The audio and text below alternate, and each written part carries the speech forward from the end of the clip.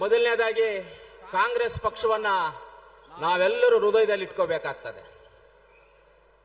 ಇವತ್ತು ಕೋಲಾರ ಚಿಕ್ಕಬಳ್ಳಾಪುರ ಜಿಲ್ಲೆಯ ಮತ್ತು ಬ್ಯಾಂಗ್ಳೂರ್ ರೂರಲ್ ಜಿಲ್ಲೆ ಹೊಸಕೋಟೆ ದೇವನಹಳ್ಳಿ ನೆಲಮಂಗಲವರೆಗೂ ಆಮೇಲೆ ಚಿಕ್ಕಬಳ್ಳಾಪುರ ಕೋಲಾರ ಅಂದ್ರೆ ನಾವು ಇವತ್ತು ಬೇರೆ ಜಿಲ್ಲೆ ಅಂತ ಅನ್ನೋದಿಲ್ಲ. ನಾವೆಲ್ಲ ಅಣ್ಣ ತಮ್ಮಂದಿರು, ಒಂದು ತಾಯಿ ಮಕ್ಕಳು. ಕೋಲಾರ ಚಿಕ್ಕಬಳ್ಳಾಪುರ ಜಿಲ್ಲೆ ಅಂದ್ರೆ ಒಂದು ತಾಯಿ ಮಕ್ಕಳು ನಾವೆಲ್ಲ. ಇವತ್ತು ಈ ಒಂದು ಕಾರ್ಯಕ್ರಮವನ್ನು ಆಯೋಜನೆ ಮಾಡಬೇಕಾದ್ರೆ ಚಿಕ್ಕಬಳ್ಳಾಪುರ ಜಿಲ್ಲಾ ಉಸ್ತುವಾರಿ ಮಂತ್ರಿಗಳು ನಮ್ಮ ಸುಧಾಕರನ್ ಅವರು, ಹಾಗೆ ಕೋಲಾರ ಉಸ್ತುವಾರಿ ಮಂತ್ರಿಗಳು ನಮ್ಮ ಸುರೇಶ್ ಅಣ್ಣ ಅವರು, ಆಮೇಲೆ ಈ ಕಡೆ ನಮ್ಮ ಬ್ಯಾಂಗ್ಳೂರ್ ರೂರಲ್ ಜಿಲ್ಲಾ ಉಸ್ತುವಾರಿಗಳು KH ಮುನಿಯಪ್ಪನವರು, ಇವರೆಲ್ಲರೂ ಸೇರಿ ಈ ಕಾರ್ಯಕ್ರಮವನ್ನ ಆಯೋಜನೆ ಮಾಡಿ ನಮ್ಮೆಲ್ಲರಿಗೂ ಕೆಲವೊಂದು ಜವಾಬ್ದಾರಿಯನ್ನು ಕೊಟ್ಟಿದ್ರು. ಜವಾಬ್ದಾರಿ ಕೊಡಕ್ ಮುಂಚೆ ಒಂದು ಮಾತನ್ನ ಹೇಳ್ತಾರೆ. ಏನ್ ಹೇಳ್ತಾರೆ? ನಮ್ಗೆ ಇವತ್ತು ಭಾರತ ದೇಶಕ್ಕೆ ಸ್ವಾತಂತ್ರ್ಯ ತಂದು ಕೊಟ್ಟಿದ್ದಂತ ಕಾಂಗ್ರೆಸ್ ಪಕ್ಷ, ಭಾರತ ದೇಶಕ್ಕೆ ರೈಲ್ವೆ ರೋಡ್ ಆಗ್ಬೋದು, ಭಾರತ ದೇಶಕ್ಕೆ ಇಂಟರ್ನೆಟ್, ಕಾರು, ಬಸ್ಸು, ರೈಲು ಎಲ್ಲವನ್ನ ಕೊಟ್ಟಿದ್ದಂತ ಕಾಂಗ್ರೆಸ್ ಪಕ್ಷ, ನಮ್ಮ ರಾಹುಲ್ ಗಾಂಧಿ ಅವರ ಕನಸು ಏನಿತ್ತು ಅಂದ್ರೆ, ಯಾರೇ ಆಗ್ಲಿ ನಮ್ಮ ಭಾರತ ದೇಶದ ಮಕ್ಕಳು, ನಮ್ಮ ತಂದೆಯಂದ್ರು, ನಮ್ಮ ತಾಯಂದ್ರು ಯಾರೇ ಆಗಲಿ ಒಬ್ಬರ ಹತ್ರ ಈ ತರ ಕೈ ಚಾಚಬಾರ್ದು, ಅವ್ರಿಗೇನಾದ್ರೂ ಒಂದು ಅವರ ಹಸುಮುಕ್ತ ಭಾರತ ಮಾಡಬೇಕು ಅನ್ನೋ ಒಂದು ಗುರಿ ಇಟ್ಕೊಂಡು ಅವರು ಮನ್ರೇಗಾ ಕಾರ್ಯಕ್ರಮವನ್ನ ನಮ್ಮ ಆಗಿನ ಪ್ರಧಾನಮಂತ್ರಿಗಳಾದಂತಹ ಮನಮೋಹನ್ ಸಿಂಗ್ ಅವರ ನಾಯಕತ್ವದಲ್ಲಿ ನಮ್ಮ ರಾಹುಲ್ ಗಾಂಧಿ ಅವರು ಅವತ್ತು ನಮ್ಗೆ ಮನ್ರೇಗಾ ಕಾರ್ಯಕ್ರಮ ಕೊಟ್ಟರು. ಮನ್ರೇಗಾ ಕಾರ್ಯಕ್ರಮ ಅಂದ್ರೆ ಏನು? ನಮ್ಮೂರಲ್ಲಿ ಗ್ರಾಮ ಸಭೆ ಮಾಡಿಕೊಂಡು, ನಮ್ಮ ಪಂಚಾಯತಿನಲ್ಲಿ ಗ್ರಾಮ ಸಭೆ ಮಾಡಿಕೊಂಡು ಏನು ಕಾರ್ಯಕ್ರಮಗಳು ಮಾಡಬೇಕು, ಯಾವ ರೀತಿ ಮಾಡ್ಕೋಬೇಕು ಅನ್ನೋದನ್ನ ಒಂದು ಪಟ್ಟಿಯನ್ನ ಮಾಡಿಕೊಂಡು ಅದರ ಮುಖಾಂತರವಾಗಿ ನಾವು ಕೆಲಸ ಮಾಡಕ್ ಹೋಗ್ತಾ ಇದ್ವಿ. ಆದ್ರೆ ಆವತ್ತು ಇವತ್ತು ಏನು ವ್ಯತ್ಯಾಸ ಅನ್ನೋದಕ್ಕೆ ನಾನು ಹೇಳಕ್ ಇಷ್ಟಪಡ್ತೀನಿ. ಆವತ್ತು ಮಾಡುವಂತ ಕಾರ್ಯಕ್ರಮಗಳು ಎಷ್ಟೋ ಜನ ರೈತರಿಗೆ ಹೆಣ್ಮಕ್ಳು ಕೊಡ್ತಾ ಇರಲಿಲ್ಲ ಮದುವೆಗೆ. ಈ ಮನ್ರೇಗಾ ಕಾರ್ಯಕ್ರಮ ಬಂದಿರೋದ್ರಿಂದ ಅವರು ಕಷ್ಟಪಟ್ಟು ಕೂಡಾಕಿ ಚೀಟಿ ಹಾಕೊಂಡು ಅದರಲ್ಲಿ ಕೆಲಸ ಮಾಡಿ ಉಳಿದಿದ್ದ ಹಣದಲ್ಲಿ ಮನೆಗಳು ಕಟ್ಕೊಂಡು ಅವರು ಜೀವನಾಂಶವನ್ನ ನಡ್ಕೊಂಡು ಹೋಗ್ತಾ ಇದ್ದಾಗ ಹೆಣ್ಣು ಮಕ್ಕಳು ಕೊಡುವಂತ ಪರಿಸ್ಥಿತಿ ಈಗ ತಾನೇ ಬೆಳ್ಕೊಂಡು ಬರ್ತಾ ಇತ್ತು. ರೈತರನ್ನ ಗೌರವಿಸ್ತಾ ಇದ್ರು. ಇವತ್ತು ಇಂಥ ಒಂದು ಕಾರ್ಯಕ್ರಮವನ್ನ ಆ ಗ್ರಾಮ ಪಂಚಾಯಿತಿ ಮಟ್ಟದಲ್ಲಿ ಇಲ್ಲದೆ ಇರೋದ್ರಿಂದ, ಗ್ರಾಮ ಪಂಚಾಯಿತಿ ಮಟ್ಟದಲ್ಲಿ ಇರಬಾರ್ದಂತೆ, ಅವ್ರಿಗೆ ಗ್ರಾಮ ಪಂಚಾಯಿತಿ ತೀರ್ಮಾನ ಮಾಡಬಾರ್ದಂತೆ.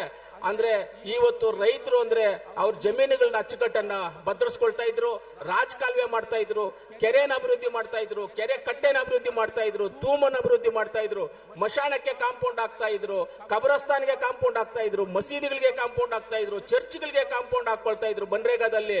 ಇನ್ನು ಎಷ್ಟೋ ಜನ ಅಂಗನವಾಡಿ ಕೇಂದ್ರಗಳು ಇವತ್ತು ಗ್ರಾಮ ಪಂಚಾಯತಿಗಳೇನಾದ್ರೂ ಹಂತವಾಗಿ ಕಾಣಿಸ್ತಾ ಇದಾವೆ ಅಂತ ಹೇಳಿದ್ರೆ ಅದು ಮನ್ರೇಗಾಯಿಂದ ಗ್ರಾಮ ಪಂಚಾಯತಿ ಬಿಲ್ಡಿಂಗ್ ಅನ್ನ ಕಟ್ಕೊಳ್ತಾ ಇದ್ರು. ಗ್ರಾಮ ಪಂಚಾಯತಿ ತೀರ್ಮಾನ ಮಾಡಿ ಆ ಬಿಲ್ಡಿಂಗ್ ಅನ್ನ ಮಾಡ್ತಾ ಇದ್ರು. ಎಷ್ಟು ಅಂಗನವಾಡಿ ಕೇಂದ್ರಗಳು ಮಾಡಿದೀವಿ ನಾವೆಲ್ಲ, ಎಷ್ಟು ಅಂಗನವಾಡಿ ಕೇಂದ್ರಗಳು, ಎಷ್ಟು ಶಾಲಾ ಕಾಂಪೌಂಡ್ಗಳು, ಹಾಸ್ಟೆಲ್ ಕಾಂಪೌಂಡ್ಗಳು, ಶಾಲಾ ಕಾಲೇಜುಗಳಲ್ಲಿ, ಹಾಸ್ಟೆಲ್ಸ್ ಅಲ್ಲಿ, ಅಂಗನವಾಡೀಸ್ ಅಲ್ಲಿ ಎಷ್ಟು ಮರ ಗಿಡವನ್ನು ಬೆಳೆಸಿದೀವಿ ನಾವು, ಪ್ರಕೃತಿಗೋಸ್ಕರ ಮಾಡೋ ಗಿಡವನ್ನು ಗೆಲ್ಸಿದೀವಿ. ಇದೆಲ್ಲ ನಮ್ಮ ನಾಯಕರಾದಂತಹ ರಾಹುಲ್ ಗಾಂಧಿ ಅವರದು ಇದೆಲ್ಲ ಕನಸಾಗಿತ್ತು. ಅವ್ರದೆಲ್ಲ ಇದೆಲ್ಲ ಕನಸಾಗಿತ್ತು. ಇವತ್ತೇನಾಗಿದೆ, ಮನ್ರೇಗಾವನ್ನ ಮೊದಲು 100% ಸೆಂಟ್ರಲ್ ಗೌರ್ಮೆಂಟ್ ಇಂದ ಬರ್ತಾ ಇತ್ತು. ಇವತ್ತು ಸ್ಟೇಟ್ ಗೌರ್ಮೆಂಟ್ 40% ಅಂತೆ, ಸೆಂಟ್ರಲ್ ಗೌರ್ಮೆಂಟ್ 60% ಅಂತೆ. ಏನ್ ಈ 40% ಎಲ್ಲಿ ಹೋಗ್ತಾ ಇದೆ? ಹಂಗಾದ್ರೆ 40% ನಾವ್ ಹಾಕ್ಬೇಕು ಸ್ಟೇಟ್ ಗೌರ್ಮೆಂಟ್ ಇಂದ ಅಂದ್ರೆ ಇನ್ನ 40% ಮೊದಲು ಕೊಡ್ತಾ ಇದ್ದ ದುಡ್ಡು ಎಲ್ಲಿ ಹೋಗೋಕೆ ಪ್ಲಾನ್ ಮಾಡಿದೀರಾ ನೀವು? ಏನಾದ್ರೂ ಉದ್ದೇಶ ಏನು ನಿಮ್ದು? ಉದ್ದೇಶ ಏನು ಅಂತ ತಿಳಿಸಿ ನಮ್ಮ ರೈತರಿಗೆ, ಈ ಭಾರತ ದೇಶ ಜನಕ್ಕೆ ಅಂತ ನಾವು ಕೇಳ್ತೀವಿ ನಿಮ್ಮನ್ನ. ಇವತ್ತು ಅಷ್ಟೊಂದು ಕಾರ್ಯಕ್ರಮಗಳನ್ನ ಕೊಟ್ಟಿದ್ದಂತವ್ರು ಇವತ್ತು ಸ್ಯಾಟಲೈಟ್ ಥ್ರೂ ಸೆಲೆಕ್ಟ್ ಮಾಡ್ತಾರಂತೆ, ಯಾವ ಊರಲ್ಲಿ ಕೆಲಸ ಆಗ್ಬೇಕು, ಯಾವ ಊರಲ್ಲಿ ಕೆಲಸ ಮಾಡಬಾರ್ದು ಅಂತ. ಸ್ಯಾಟಲೈಟ್ ಅಲ್ಲಿ ಏನಪ್ಪ ಕಾಣಿಸುತ್ತೆ ನಿನಗೆ?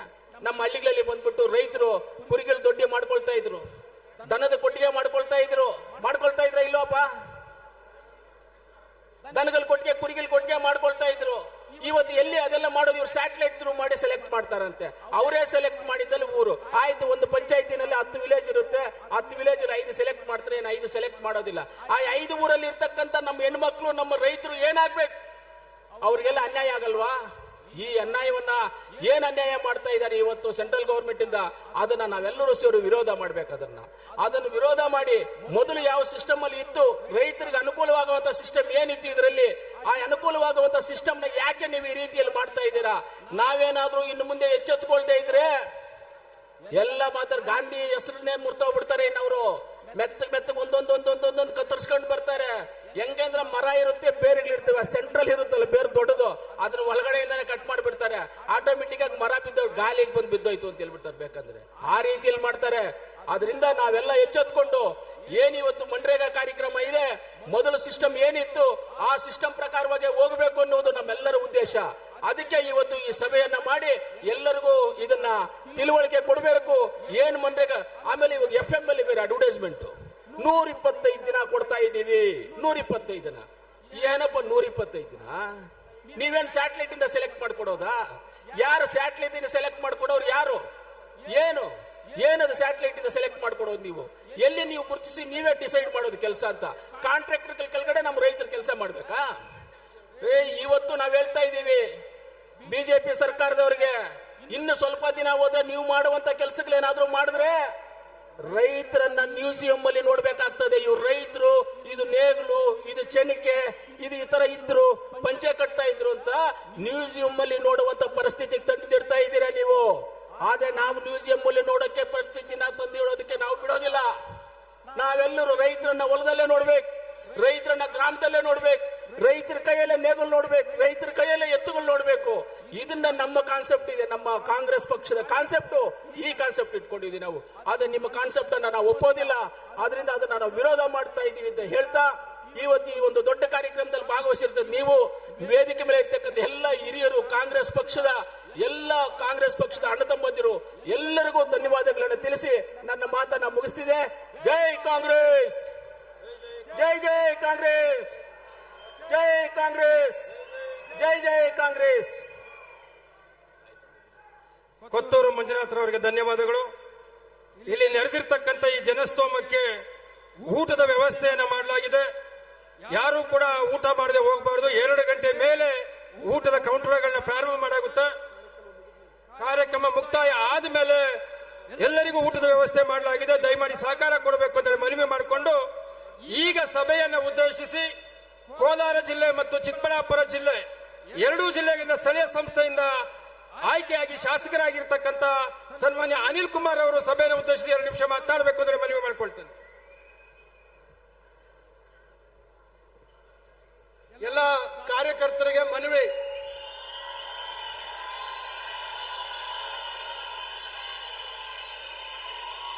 ಕಾರ್ಯಕ್ರಮ ದಯವಿಟ್ಟು ಒಂದು ನಿಮಿಷ ಕಾರ್ಯಕ್ರಮ ಮುಗಿಯೋವರೆಗೂ ಯಾರು ಹೇಳಬಾರದು. ಕಾರ್ಯಕ್ರಮ ಮುಗಿದ ಮೇಲೇನೆ ಊಟ. ಮೊದಲು ಪಕ್ಷದ ಕಾರ್ಯಕ್ರಮ, ದಯವಿಟ್ಟು ಇದನ್ನ ಗಮನದಲ್ಲಿ ಇಟ್ಕೋಬೇಕು.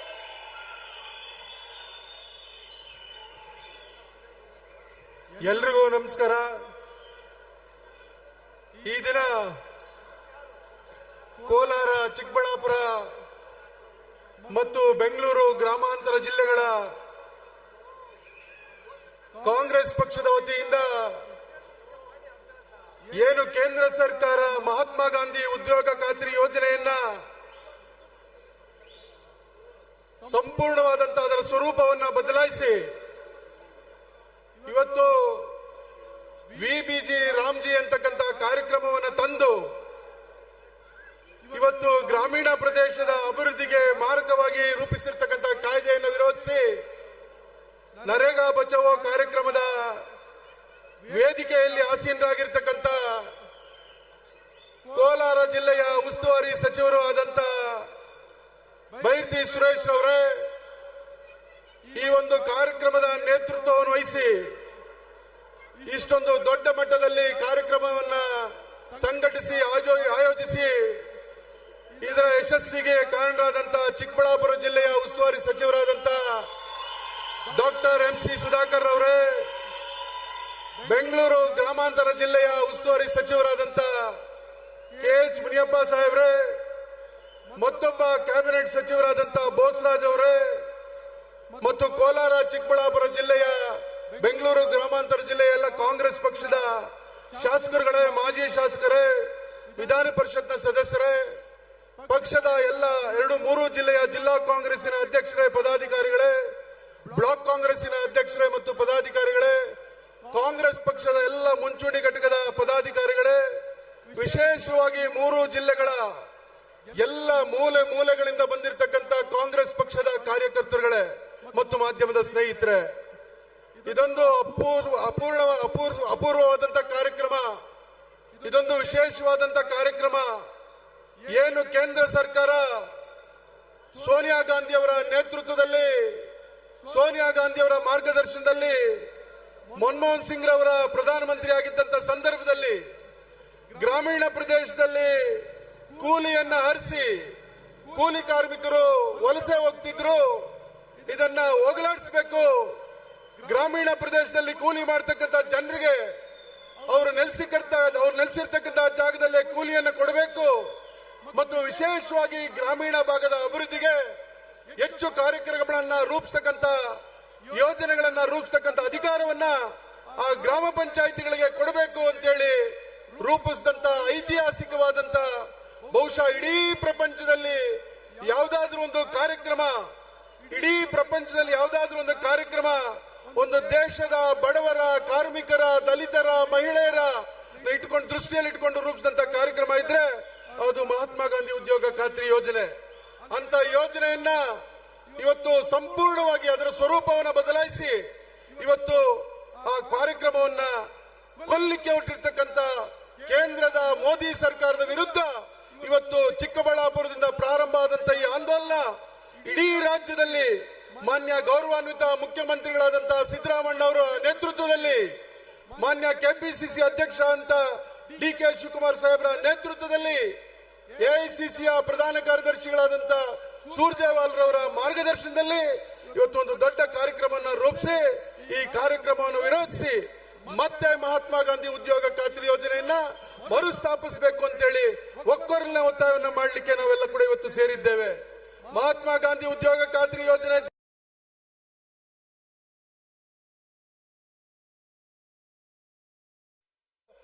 ಸ್ವಲ್ಪ ಹಿಂದಕ್ಕೆ ಹೋಗ್ಬೇಕು. ಯಾವ ರೀತಿಯಲ್ಲಿ ಅಭಿವೃದ್ಧಿಗೆ ಅನುದಾನಗಳು ಬರ್ತಾ ಇತ್ತು, ಏನೆಲ್ಲ ಅಭಿವೃದ್ಧಿಗಳು ಆಗ್ತಿರ್ಲಿಲ್ಲ.